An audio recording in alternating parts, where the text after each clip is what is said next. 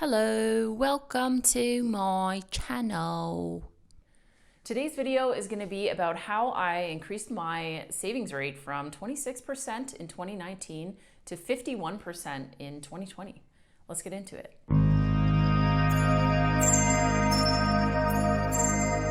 So number one, the biggest thing that I did between 2019 and 2020 that helped, I think, a lot to increase my savings rate is budgeting. This is something that I never really did before since I started on my FIRE path back in 2014, 2015, around that time. I never had a really good grip on how much I was actually spending and where all of my money was going. In October 2019, I decided to start an Excel spreadsheet that I used to keep track of every single expense that I had. This included all of my regular expenses like rent, car payments, payments for my braces when I had them, and groceries, fun times, whatever, travel, everything. Before this, without having a budget, I kind of just spent as I wanted to. Once I started getting into the habit of budgeting, what I did was preset amounts that I wanted to save every month towards longer term goals. This included putting money into my retirement accounts, saving up for bigger expenses like a house down payment or trips, or also having that cash set aside for emergencies. This is something I hadn't really done in the past, is setting aside an actual liquid emergency fund. What I've done in the past is use my credit cards as an emergency fund, and then if I had to pull money out of a TFSA or out of investments, I would sell those investments and then just use that money to pay off my credit card. I haven't really had to do that much, but just in the climate that we're in right now, I think it's a little bit better to have something more liquid. Money just sitting in cash in an account can help you, especially if the markets aren't doing so well. You don't want to have to pull money out of your investments and sell those investments. So like I said, I started a budget and I started tracking every single expense. I used an Excel spreadsheet, but you can also use an app called Mint if you haven't heard of it, or YNAB, which is You Need a Budget. These are both really great apps that you can use on your phone to track all of your expenses. And I know that there's a lot of other ones out there. These are just the ones that I've heard about the most. For me, I find Excel works the best because I can really tailor it to exactly what I want. So my after-tax income in 2019 was $63,000, and my after-tax income in 2020 was $45,000. So as you can see, I had a pretty large dip in after-tax income, but my savings rate still pretty much doubled in that time.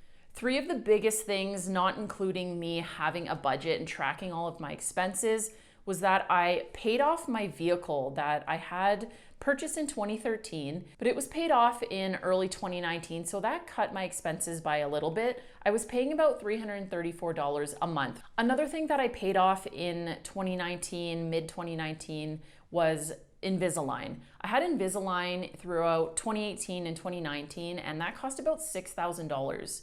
I was on a payment plan of about $325 per month, and that was finally done, and I had paid that off in 2019. Probably the biggest change in expenses that year was my boyfriend moved in August 2019. So he was contributing about $800 a month towards rent, utilities, without having somebody move in with you or paying off something like student loans or car loans or any other kind of loan to get those expenses down. Something you can really do, and I highly encourage you to do, even if you're not really somebody who likes to budget, is just give it a try.